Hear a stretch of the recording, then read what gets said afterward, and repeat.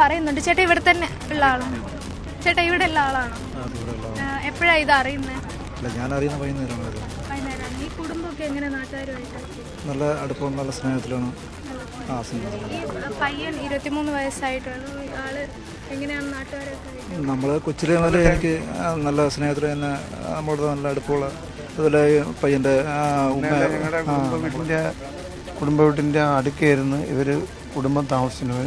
പയ്യൻ്റെ ഉമ്മയും ഉമ്മയുടെ വാപ്പ, പിന്നെ അവർ ബന്ധുക്കളെല്ലാം ഒരു 10-35 വർഷം കൊണ്ടുള്ള അവിടെയാണ്. ഈ അടുത്ത സമയത്ത് ഒരു 10-15 വർഷമായുള്ളൂ ഇങ്ങോട്ട് വീട് വെച്ച് മാറുകയും പിള്ളേരുടെ വിദ്യാഭ്യാസം ഇവിടെ നിന്ന് തന്നെയാണ് കാര്യങ്ങൾ നടന്നു പോയിക്കൊണ്ടിരുന്നത്. പിന്നെ ഇവന് അങ്ങനെ ഒരു മറ്റുള്ള ഒരു പ്രവൃത്തിയിൽ ഉള്ളവനല്ല. ഒരു സിഗരറ്റ് വലിക്കുന്നത് ഞങ്ങൾ ആരും കണ്ടിട്ടില്ല. ഒരു അനാവശ്യമായ കൂട്ടുകെട്ടിലോ അങ്ങനെയൊന്നും പ്രവർത്തിക്കുന്നൊരു പയ്യനല്ല. നല്ല ഒരു പയ്യനായിട്ടാണ് കണ്ടിട്ടുള്ളത്. ഇവനെന്ത് സംഭവിച്ചു ഏ രീതിയൊന്നും നമുക്കെന്നറിയില്ല. നമ്മൾ ഈ 6 മണി സമയത്ത് ഈ സംഭവം നടന്ന് വെഞ്ഞാട് പോലീസ് വന്ന് ഇവൻ ചെന്ന് സറണ്ടർ ആയതിനു ശേഷം പോലീസ് വന്ന് ഇവിടെ അറിഞ്ഞപ്പോഴാണ് ഇവിടെ നാട്ടുകാർ സഹിതം ഇത് അറിഞ്ഞിട്ടുള്ളത്. എന്തായിരിക്കും കൊലപാതകത്തിന് കാരണം എന്നാണ് നിങ്ങൾ കരുതുന്നത്? അതിൽ 16 കിലോമീറ്റർ സഞ്ചരിച്ചു. അപ്പോൾ അത് കരുതി കൂട്ടി ഇത്രയും പേരെ കൊല്ലണമെന്ന് ചിന്തിച്ച് തന്നെയാണ് പോയത്. അവിടെ മനസ്സിലാക്കുന്നത് അവൻ്റെ വലിയപ്പട വീട്ടിനടുത്ത് അവൻ്റെ വലിയപ്പടം മക്കളൊക്കെ പറഞ്ഞത് അവിടെ ചെന്ന് കുട്ടിയെ സ്വീകരിക്കണം, സാമ്പത്തികം വേണമെന്നൊക്കെ ആവശ്യപ്പെട്ടതായിട്ട് അവിടെ നിന്ന് അറിയാൻ കഴിഞ്ഞു.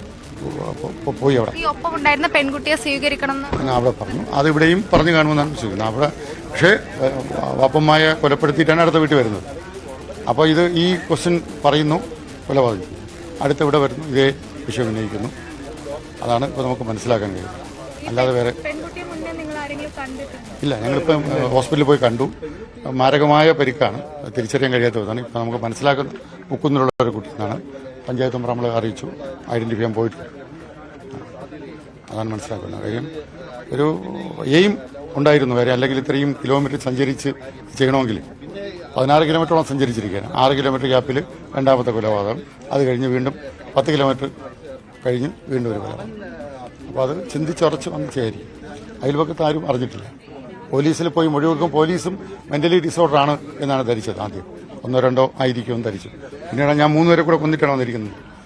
എന്നിട്ട് ഞാൻ വിഷം അടിച്ചിട്ടുണ്ട് എന്ന് പറഞ്ഞാണ് പോലീസ് ഇത് ഇവിടെ വന്ന് ഇത് നോക്കുന്നത്, ചവിട്ടി തുറന്ന് നോക്കുന്നത്.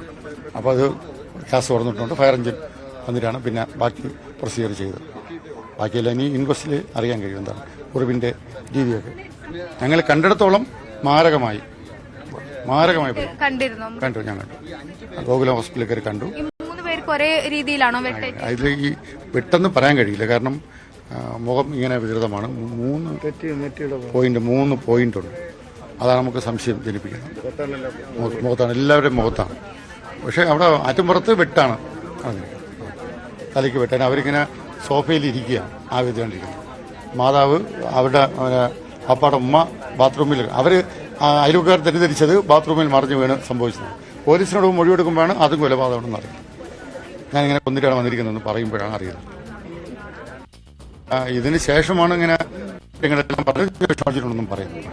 അങ്ങനെ അവനെ ഇപ്പം അവൻ തരണം ചെയ്തിട്ടുണ്ട്. മാതാവിന്റെ നില അതിഗുരുതരമാണ്. ഞങ്ങൾക്കാർ കണ്ടു. ഇവിടെ സമൂഹത്തിൽ അങ്ങനെ കമ്മ്യൂണിക്കേറ്റ് ചെയ്യുന്ന ഒരാളല്ല. പലരും മനസ്സിലാക്കിയെടുത്തോളം അല്ല, അവന്റെ ഉമ്മയും കൊണ്ട് ബാങ്കിൽ വന്ന് അവൻ വരുന്നത് കണ്ടിട്ടുണ്ട്. ബാങ്കിൽ തേമോട് ബാങ്കിലൊക്കെ ബൈക്കിൽ കൊണ്ടുവരും, മായ കൊണ്ടുവരുന്നത് കണ്ടിട്ടുണ്ട്. അവിടെ വന്ന് പോകുന്നതേ കണ്ടിട്ടുണ്ട്. അല്ലാതെ സമൂഹത്തിൽ അങ്ങനെ ഒരു തിരുവനന്തപുരത്ത് നാടിനെ നടുക്കിയ അരും കൊലപാതകത്തിന്റെ വിവരങ്ങളാണ് പ്രദേശവാസികൾ പങ്കുവയ്ക്കുന്നത്. അങ്ങേയറ്റം ഞെട്ടിക്കുന്ന, വിറങ്ങലിച്ചുപോയ ഒരു നാട് എന്നുള്ളതാണ് ഏറ്റവും പ്രധാനം. 5 പേർ ജീവനറ്റ് കിടക്കുന്നു ഈ സമയം. അതിൽ പലരുടെയും മുഖം വികൃതമാണ്. അത്രമാത്രം ക്രൂരമായിട്ടുള്ള കൊലപാതകമാണ് അവിടെ സംഭവിച്ചത് എന്നാണ് അത് കണ്ടവർ, ദൃക്സാക്ഷികളായിട്ടുള്ളവർ പറയുന്നത്.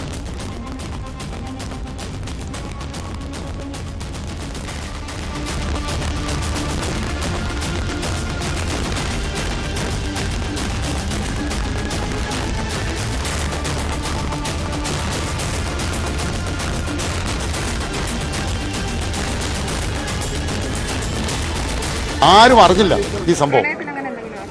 അറിയില്ല. ആയിരുന്നു, പ്രണയമായിരുന്നു, ഉണ്ടാണല്ലോ, അവിടെ കൊണ്ട് സ്വീകരിക്കണമെന്നൊക്കെ പറഞ്ഞു. അപ്പോൾ അത് നടക്കാതെ ആയിരിക്കാമെന്ന് തോന്നുന്നു. എന്തായാലും ഒരു തീരുമാനിച്ചുറച്ചതാണ് കാര്യം. ഇത്രയും കിലോമീറ്റർ യാത്ര ചെയ്ത് വന്ന് ഇത് മൂന്നും ചെയ്യണമെന്ന് പറഞ്ഞാൽ അത് കഴിഞ്ഞിട്ട് മണിക്കൂർ പോലീസിനോട് റിപ്പോർട്ട് ചെയ്തു. അവൻ പോയിസൺ അടിച്ചിരുന്നു, മെഡിക്കൽ കോളേജിൽ കഴിഞ്ഞു, വേറെ കഴിയുമെന്ന് പറഞ്ഞു. അപ്പോൾ അതുകൊണ്ട് അങ്ങനെ ഒരു ഒന്നും അറിയില്ല, അങ്ങനെ ഉള്ളതായിട്ടൊന്നും ഇവിടുത്തെ നാട്ടുകാർക്ക് പോലും അറിയില്ല. വേറെ ജനങ്ങളുമായിട്ട് അങ്ങനെ 4 മണിക്ക് ഇവിടെ കണ്ടവരുണ്ട്. 4 മണിയായ സമയത്ത് ഈ പയ്യനോട് കണ്ടവരുണ്ട്. ഇവിടെ 4 മണിക്ക് ഇവിടെ തൊട്ട് അതിലൊക്കെ കണ്ടവരുണ്ട്. വേറെ ഒരു വ്യതിയാനം മുഖത്ത് കാണാനൊന്നുമില്ലെന്നാണ് യാത്ര ചെയ്തിരിക്കുന്നു. ഇത്രയും കിലോമീറ്റർ യാത്ര ചെയ്തിരിക്കുന്നു. അപ്പോൾ അത് തന്നെ ഒരു തീരുമാനിച്ചുറച്ച് ആയിരിക്കണം എന്ന് വിശ്വസിക്കുന്നു. അവിടെ താഴെപ്പാങ്ങോട്ട് അവിടെ പോയിട്ട് പിന്നെ ആറ്റുംപുറത്ത് വന്നു. അതും ഒരുപാട് കിലോമീറ്റർ കഴിഞ്ഞ് വന്നാണ് ചെയ്തിരിക്കുന്നത്. അത് കഴിഞ്ഞ് 12 കിലോമീറ്റർ കഴിഞ്ഞാണ് ഇവിടെ വന്നിരിക്കുന്നത്. അവിടെ പാപ്പയുടെ ഉമ്മ, രണ്ടാമത് മാമായും മാമി, അത് കഴിഞ്ഞിട്ടാണ് ഇവിടെ വന്ന് തിരിച്ചത്. ജനങ്ങളുമായിട്ട് വലിയ ബന്ധമുള്ള പയ്യനല്ല ഇത്. അതുകൊണ്ട് ജനങ്ങൾക്ക് വലുതായിട്ട് അറിഞ്ഞു. 13 വയസ്സേ ഉള്ളൂ ഇല്ലേ പയ്യന്? 13 വയസ്സേ ഉള്ളൂ. അവനെ കണ്ട ഒരു തടിയൊക്കെ ഉണ്ട്, പക്ഷേ 13 വയസ്സേ ഉള്ളൂ. ഉപദ്രവിക്കുന്നത് ഇവിടെ തടസ്സപ്പെടുത്തിയപ്പോഴാണ് അവനെ ഉപദ്രവിക്കുന്നത്. അപ്പോൾ ഗൾഫിലായിരുന്നു, ഇപ്പോൾ വിദേശത്തായിരുന്നു, ഇപ്പോൾ നാട്ടിലുണ്ട്.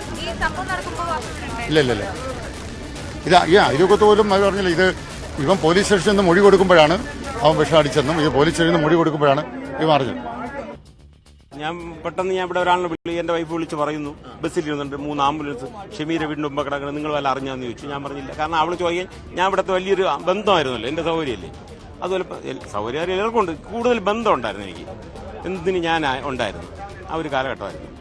അപ്പോൾ അവൾ പറഞ്ഞ് ഞാൻ അറിഞ്ഞില്ലെന്ന്. അപ്പോൾ ഞാൻ ഇവിടെ ഒരു സുഹൃത്തിനെ വിളിച്ചു. സുഹൃത്ത് പറഞ്ഞ്, അപ്പോൾ സുഹൃത്ത് ജംഗ്ഷനിൽ നിൽക്കുകയാണ്, സുഹൃത്തും അറിഞ്ഞില്ല. അപ്പോൾ 1 മിനിറ്റ് കഴിഞ്ഞ് പറഞ്ഞ് ഇങ്ങനെ ഉണ്ടായി നാസറ എന്ന് പറഞ്ഞു. അപ്പോൾ എന്നെ വേറെ പലരും വിളിച്ചു, നാസറാക്ക് എവിടേക്കുന്നു, അല്ലെങ്കിൽ നാസറ എവിടേക്കുന്നു, പെട്ടെന്ന് വാ എന്ന് പറയുന്നതാണ്. ഞാൻ കണ്ടില്ലല്ലോ, കണ്ടുമില്ല, എനിക്കറിയില്ല. എന്താ പെൺകുട്ടിയെ കുറിച്ചൊന്നും അറിയില്ല, എവിടെയുള്ളതാണെന്ന് എനിക്ക് ഇപ്പോഴും അറിയില്ല, ഒരു ധാരണയില്ല. അങ്ങേറ്റം ഞെട്ടിക്കുന്ന ഒരു കൊലപാതകത്തിന്റെ കൂട്ടക്കൊലയുടെ വിവരങ്ങളാണ് പ്രദേശവാസികളെ വിറങ്ങലിപ്പിക്കുന്ന തരത്തിൽ പ്രതികരണങ്ങളിലേക്ക് വരുന്നത്. ഐഷത്തുൽ ഷംന തുടരുന്നു. ഷംന, ഈ സഹോദരൻ അവനെ ചേർത്ത് നിർത്തിയുള്ള പടങ്ങളൊക്കെ ഒരുപാട് പുറത്തു വരുന്നുണ്ട്, ഈ അഫാൻ. എന്നിട്ടും അത്രമാത്രം വലിയൊരു ക്രൂരകൃത്യം നടത്തണമെങ്കിൽ, അത്രമാത്രം ഒരു കൂട്ടക്കൊല, അത് അമ്മയുടെ നേരെ ആക്രമിക്കുക, അച്ഛൻ്റെ ഉമ്മയെ ആക്രമിക്കുക, സഹോദരനെ, പിഞ്ചു സഹോദരനെ ആക്രമിക്കുക, അങ്ങനെ ഇത്തരത്തിലൊരു ക്രൂരത നടത്തണമെങ്കിൽ അതിന് പിന്നിൽ വളരെ ആസൂത്രിതമായിട്ടുള്ള എന്തോ ഉണ്ട് എന്നുള്ളതാണ് ഏറ്റവും പ്രധാനപ്പെട്ട കാര്യം. എന്താണെങ്കിലും ഇതുവരെ നമുക്ക് അതിൽ വ്യക്തത വന്നിട്ടില്ല. നമ്മൾ കാത്തിരിക്കുകയാണ് എന്താണെന്ന് എപ്പോഴും നാട്ടുകാർ പ്രതികരിക്കും, നമ്മൾ കേടാൻ കഴിയുന്നുണ്ട്. നമുക്ക് നാട്ടുകാർ പ്രതികരണത്തിലേക്ക് പോയ ശേഷം ഏകദേശം വീണ്ടും കുറിച്ച് അറിയില്ല. ഫർസാന 20 വയസ്സിന് താഴെ വരും. ഇവന് 22 വയസ്സ്. മുക്കുന്നൂരിന്ന് വെഞ്ഞാറമൂട്, വെഞ്ഞാറമൂട് ടൗണിൽ നിന്ന് 1.5 കിലോമീറ്റർ. അതെ, ഇവിടുന്ന് 5 കിലോമീറ്ററിന്റെ ഡിസ്റ്റൻസ് വരും.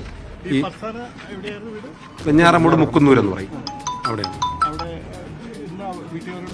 വീട്ടുകാരുമായി ബന്ധപ്പെട്ട് അവരറിഞ്ഞു. അവരിപ്പം പിന്നെ ഐഡന്റിഫൈ ചെയ്ത ഒരു വെഞ്ഞാറമൂട് പോലീസ് സ്റ്റേഷനിലുണ്ട്. അവർ പറയുന്നത് ഇന്ന് 3:30 മണിക്ക് ശേഷമാണ് ആ കുട്ടി അവിടുന്ന് പോയിട്ടുള്ളതെന്നാണ് അവർ പറയുന്നത്.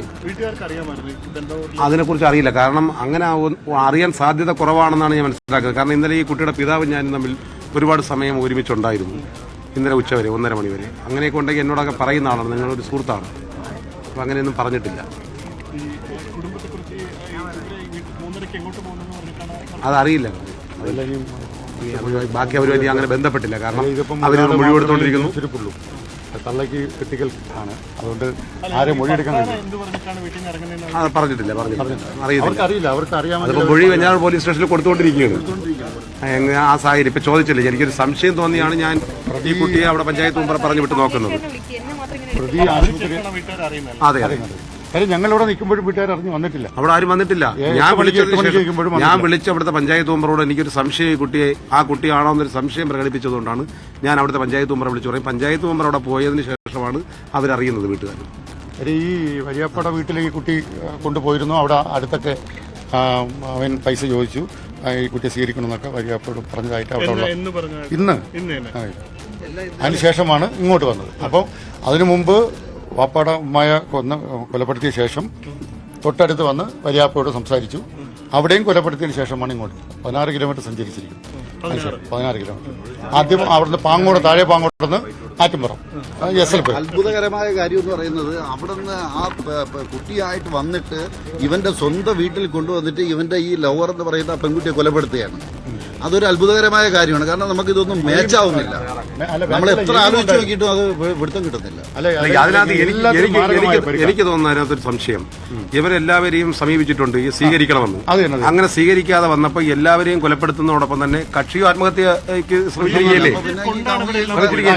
അതായിരിക്കും ലക്ഷ്യമെന്നാണ് മനസ്സിലാക്കുന്നത്. അതിന് സാധ്യതയുണ്ട്.